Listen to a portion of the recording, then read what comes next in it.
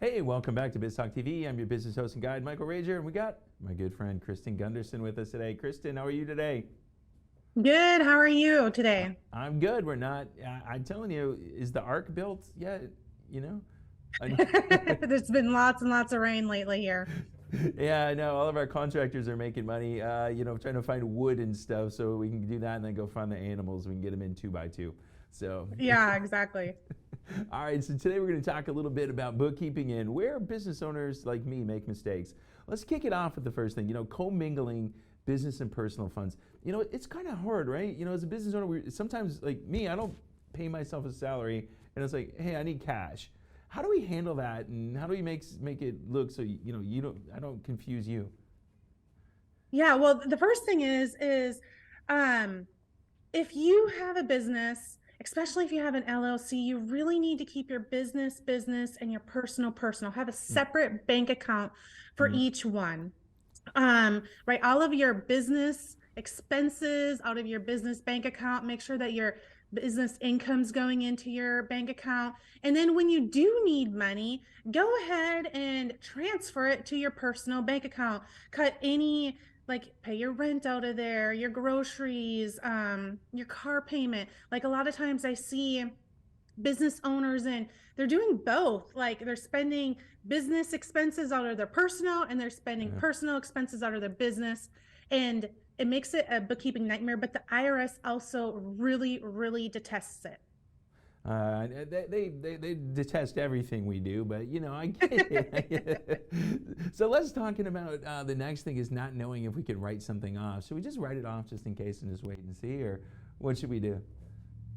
Well, the IRS basically says that you can write off anything that is normal and regular for your business. Mm-hmm. So it really depends on what type of business you have. Like, for instance, if you're running a daycare, you're able to write off toys. You're able to buy toys through the business bank account and write them off on your tax return.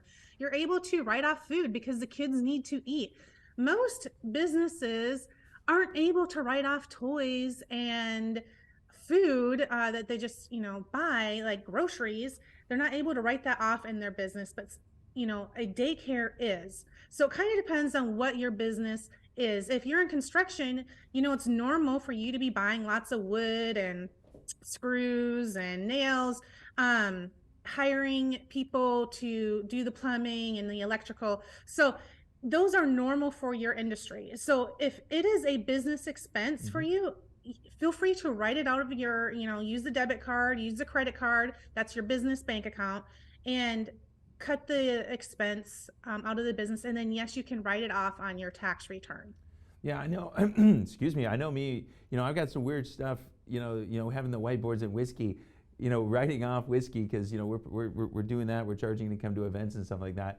It's you've got to understand what's normal. And how do we figure that out? I mean, some businesses are just going to push anything they can push, right? They're going to try. But how Yes. do we just make sure?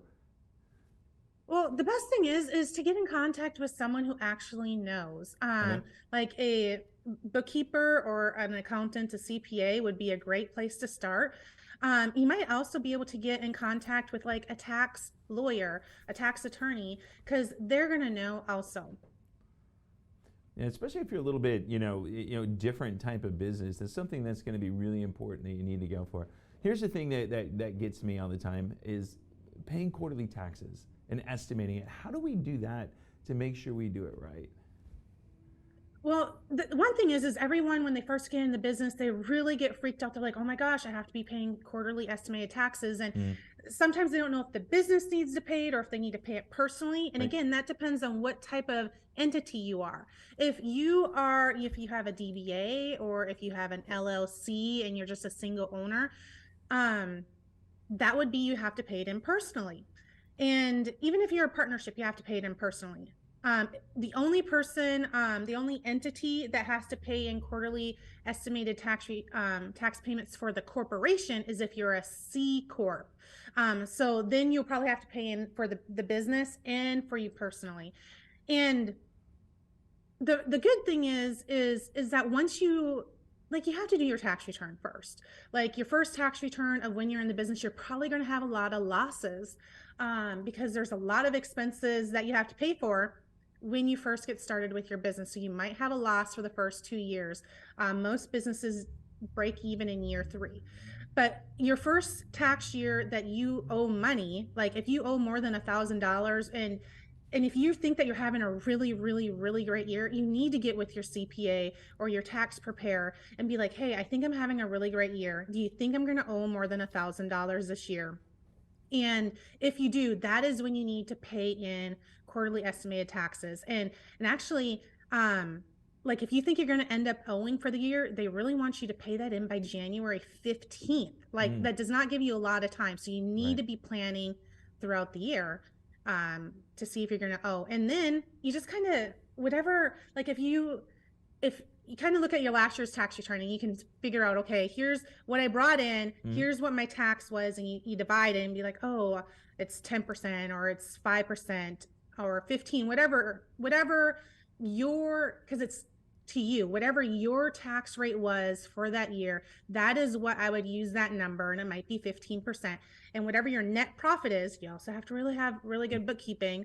You have to be able to run that profit and loss, but I would take, say, the 15% of whatever you paid in taxes last year, times that by your net profit, and Okay. that will give you a good number to pay in for your estimated quarterly taxes. Well, I know a couple weeks ago we were talking about profit first and doing that. I think the simplest way is just to take 10% of your revenue that coming in and just throw it into your business savings account. You know, Yeah, that's really, really helpful. If you, I mean, yeah, if you can just put 10% away for taxes, you will have that money sitting there. You won't touch it. Put it into a separate bank account, because a lot of people, they don't even look at their financials. They don't right. know what to look at or how to read their profit and loss or their balance sheet, but they do know bank balance accounting. They can log into their bank account, and if they have money, they think they're doing great and they can spend it. That's the habit. But if they're looking at their operating bank account and the number is low, then they know that they need to work harder, or start collecting or spend less. Like there's certain things that we can do. But if you go ahead and put 10% away into a separate bank account and don't look at it, you have that money there in case you do owe taxes or to pay in for quarterly estimated tax. I want to give her one thing really quick. For those of us who are watching in Texas, this week, May 15th, is it May 15th or May 16th? We've got to go to the comptroller, and whether we made money or not, we have to go in and just report it, right? Yes, the franchise tax report is due May 15th. It's especially if you made less than the $1 million mark, it's a annual tax due report. Yep. Go in and just file it. You just need to put in your total revenue that you had for the year, and then it will tell you if you owe money or not. Again, if it's under I can't remember the exact numbers, but it's $1 million point something, it will be no tax due. Well, the important thing about that is if you don't do it, even if you don't go in and say, I don't owe money, and you don't do it, you're going to get fined. You're going to have fees and fines. $50 late fee for not filing. And then like, if you don't do it for like 2 or 3 years, you're in bad status. Like, and then you have to go back and redo all those years and get in good standing again. Yeah, it is. So it's important. So those of you business owners out here in Texas, it's coming up this week. Go get it done. So Kristin, if people need to get with you to undo these things that they've done, how do they get a hold of you? The easiest way is to go ahead and give us a call, 936-372-2661, and you can talk to the receptionist and book an appointment with me. Well, awesome. That's awesome. And also, you got to follow Kristin on Facebook and LinkedIn. She's all over there giving some great tips on going what's on. So, hey, Kristin, it's been great seeing you again. Stay dry up there in the Woodlands area, and we'll see you back here in the studio soon. Thank you. All right. So that was some good tips, business owners. You got to make sure that you're looking at your bookkeeping and make sure you're saving for your taxes. So this is Michael Rager, your business guide. We're going to be back with a little bit more Biz Talk TV right after this.